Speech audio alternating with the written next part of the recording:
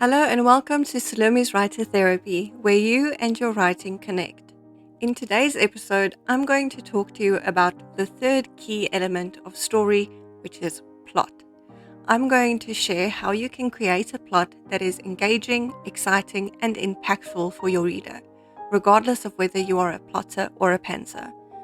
Also, be sure to check out the free workbook in the description, a simple guide to create a plot that will have your readers turning page after page. So, grab your favorite beverage and a cozy spot, and let's dive into today's episode. So, what is your story's plot? The plot of a story is the sequence of events or actions that makes up the narrative. Essentially, it is the storyline or the structure of the story. Now, any story will have at least two storylines or plots, and that is internal and external. The internal plot is called the character arc, which we've discussed in our character episode last week. So if you haven't seen it, I have linked it in the description down below.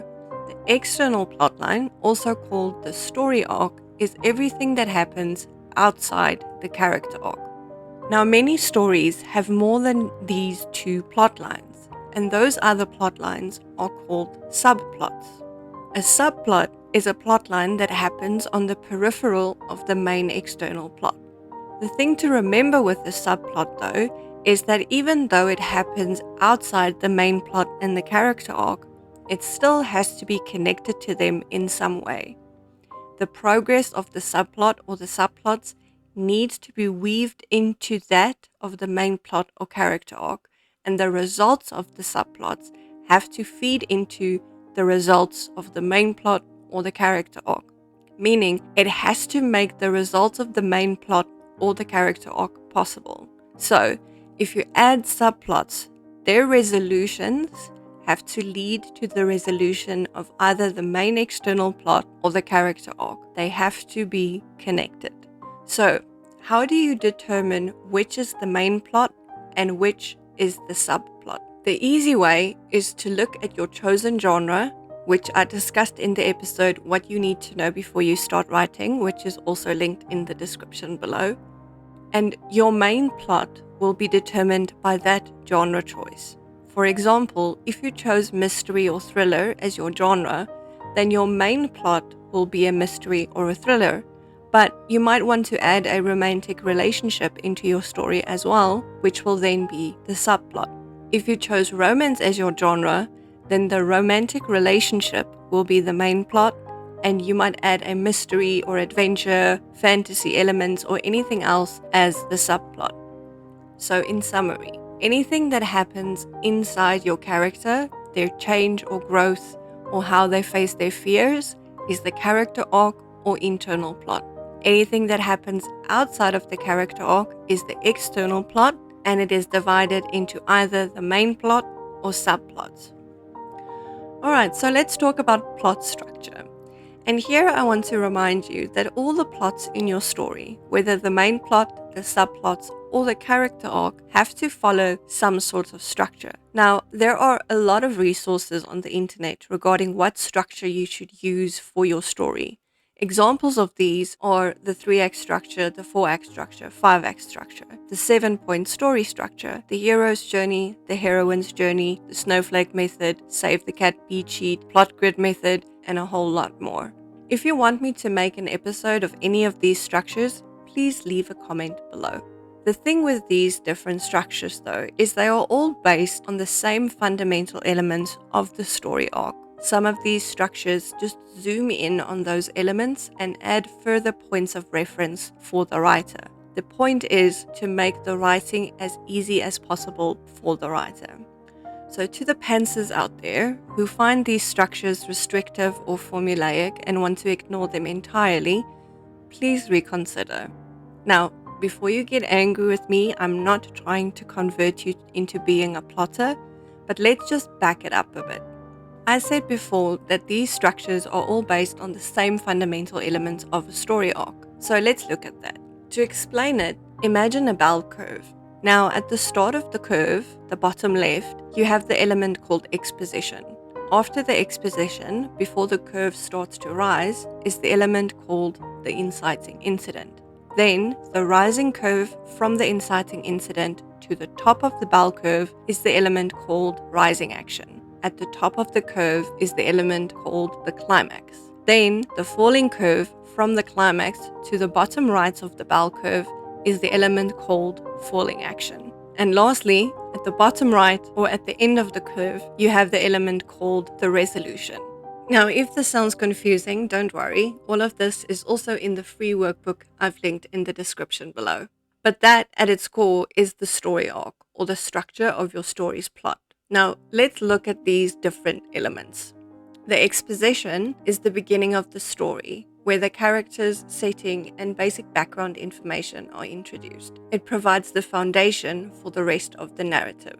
The inciting incident is the event or situation that sets the story in motion, often by introducing a conflict or a problem that the main character must address. The rising action is the part of the plot that includes a series of events and complications that build tension and increase the central conflict. Characters may face obstacles, make important decisions, and develop further during this phase. The climax is the turning point of the story, where the main conflict reaches its peak. It is the most intense and dramatic moment, and it often leads to a significant change in the story's direction. Just keep in mind, this is not where the conflict is resolved completely. That happens in the resolution. After the climax, the story begins to wind down. This is the falling action. Loose ends are tied up, and the characters may start to resolve their problems or conflicts. This is also where you resolve your subplots. This phase leads the story towards its conclusion. The resolution, also known as the denouement, is the final part of the plot where the story's main conflict is fully resolved. Questions are answered and the story offers a sense of closure. And for all your hardcore pantsers out there, this is all you need to know to get started. If you want more reference points than these 6, I would suggest that you do some research on those structures I mentioned earlier. Just remember, they are all born from these fundamentals. These structures are simply different because there are different kinds of writers in the world. They expand on these fundamental elements in ways that might make it easier for you to get your story written. Some have a lot of additional reference points and others do not. It all depends on what you need as a writer or how much plotting you want or need to do to get started.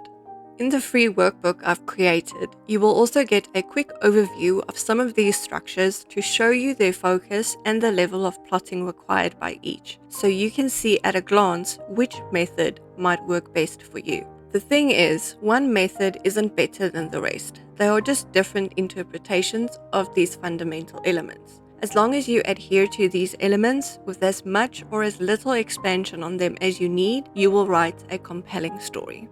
Just a final note on structure, especially for those pantsers out there, you do not have to plan out all these elements before you start writing. As long as you keep them in mind, you can refine and revise in the editing phase. If you just have the exposition and the inciting incident, you can start writing, just as you can start writing if you only have the climax and the resolution. Now, it might be a bit more difficult to connect the dots, but nothing says you have to have it all figured out before you start writing. Okay, so let's look at your plot and your character. And here I'm referring to your main character or the protagonist. Now, for an engaging plot, you need it to be linked to your character. Now, what do I mean by that? If you remember in last week's episode on character, which I'll link below, I said the main thing to determine in your character is their fear. And from that, you can build a dynamic and realistic character. And now you need to infuse your plot with that character to weave them together that one doesn't exist without the other. Also, remember I said you can use those characters' fears in your external plot and that you will also use these events in your plot to facilitate the growth and development of your character arc? So this is where we'll explore that a bit more. So how do you create a plot by using your character's fears? Let me give you an example and then hopefully you will see what I mean. I recently read a fantasy novel where a character has such a fear of open spaces that he never went outside but stayed in the vaults of the castle he lived in. Now, through the course of the story, he met an adventurous character with whom he built a solid friendship and mutual respect. But this fear kept him from joining his friend on his adventures, which he wanted to do because he wanted to spend time with his friend. The friend tried to help him overcome his fear by leading him outside, and this process took months. He kept reaching a limit where his fear would pull him back into the vaults. He would try and try over and over again until he finally made his way outside. Can you see how this is also like the character arc I talked about last week?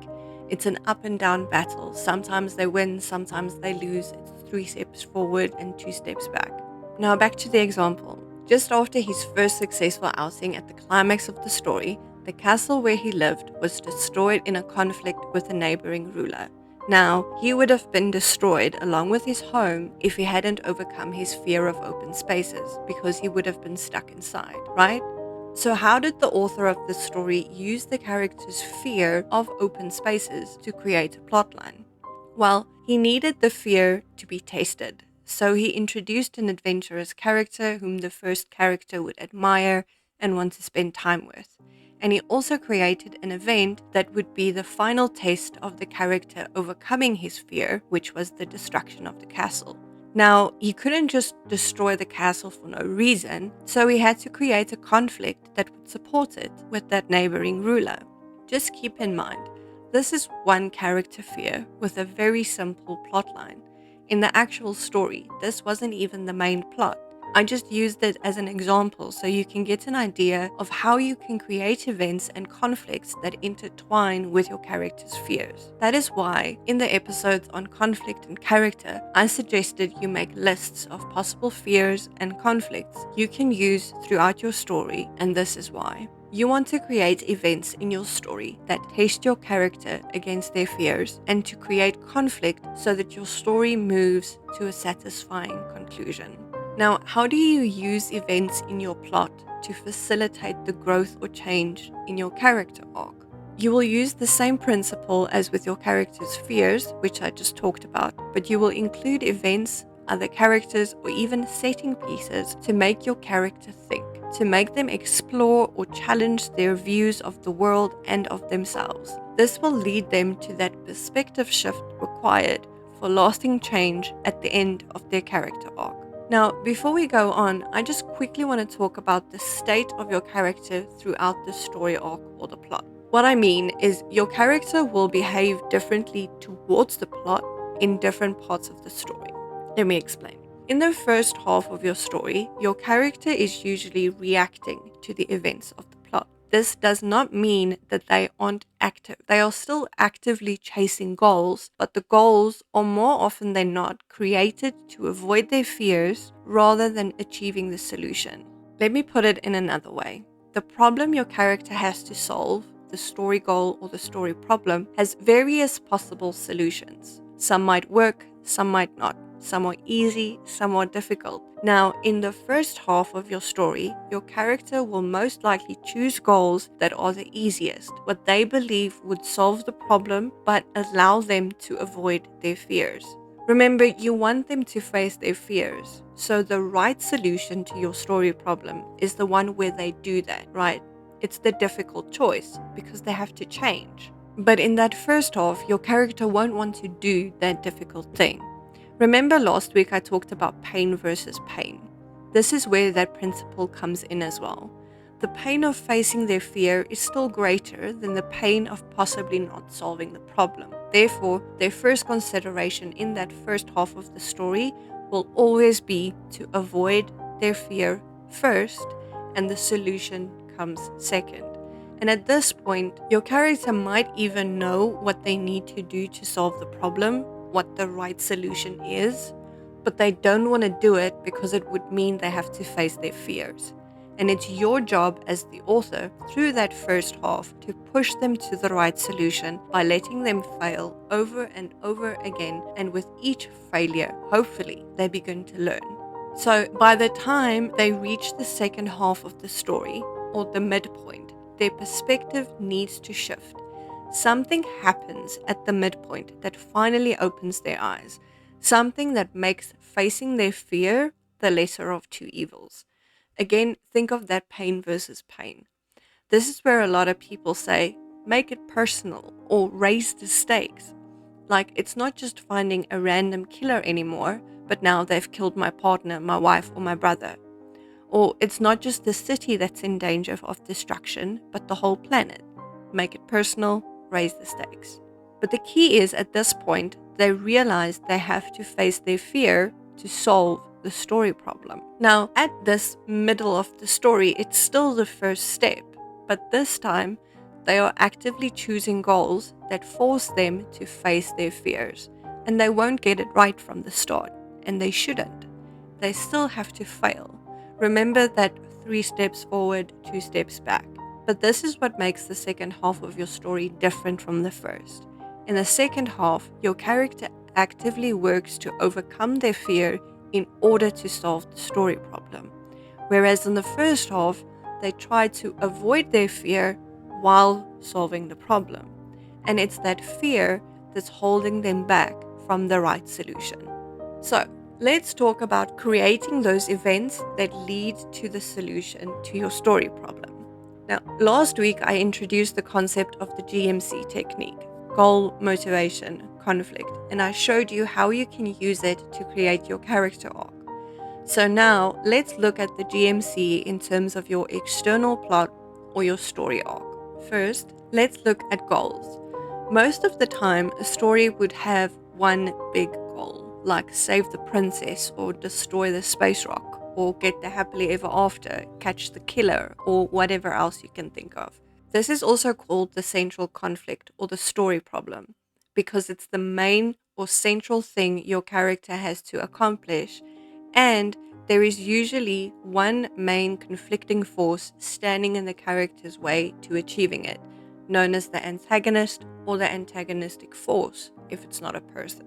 Now, taking our goal examples, here's what the antagonist or antagonistic force might be. So if your goal was to save the princess, then the enemy holding her captive is the antagonist. If the goal is to destroy the space rock, then the rock is the antagonistic force. To get the happily ever after, the relationship might be forbidden by their society, which will then make the society the antagonistic force. If the goal is to catch the killer, then the killer is the antagonist. Just remember, this is not the only goal and only conflict in your story. For your character to achieve this goal, there will be steps your character has to take, or information they have to gather, or clues they have to solve to reach that final goal. There are smaller goals your character has to accomplish, like the string of dominoes I talked about in last week's episode on character. And each of these smaller goals will have a motivation and a conflict or various conflicts attached to it, just as with the character arc. So how do you decide what that central goal should be? What your story problem or that central conflict needs to be? Here, you should look at 2 things, your story's genre and your character's fears. The genre of your story will in most cases give you a broad idea of the type of goals you can aim for. Like in a romance, the goal should be something related to the romantic relationship, and in a mystery, it would be related to solving a mystery, right? So this gives you a starting point. Now, if you look at your character's fears, you will hopefully get a sense of what the goal might be by thinking about what event or situation will force your character to interact with their fears.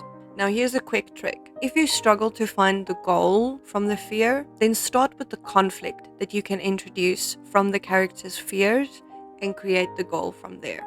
Here's an example of what I'm talking about, and I'm keeping it really, really simple. So, let's say you are writing a fantasy adventure and your character is afraid of heights. You might create a goal where they have to travel to the top of a mountain for a cure that would save their sister's life. Now, if you noticed, by creating a possible goal from the character's fear, which is finding the cure, I've automatically created both the motivation, which is saving their sister, and conflict. They have to travel to the top of the mountain for that goal. Now, this is where the fun begins, because from this one goal, you can reverse engineer the smaller goals with their motivations and conflicts. Now, for example, you can introduce a goal that your character has to avoid or fight a tribe of cannibals who wants to eat your character, which will be the conflict, because they want to survive to reach the top of the mountain for the cure, which is the motivation. So can you see how just by determining this one goal, you can quite easily extrapolate the smaller goals with their motivations and conflicts that will lead to that main goal's resolution? Again, think of it as a string of dominoes. What do you need to happen to let this domino fall? Just a tip, the smaller goals and their conflicts don't always have to be rooted in the character's fear like the main goal and conflict, but it is great if they are. It is also great if you can explore different fears, flaws, or wounds in these smaller goals.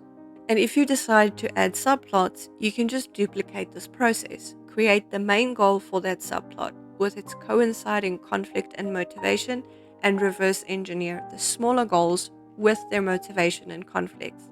And then you just have to weave the different plots together: main plot, subplot, and character arc.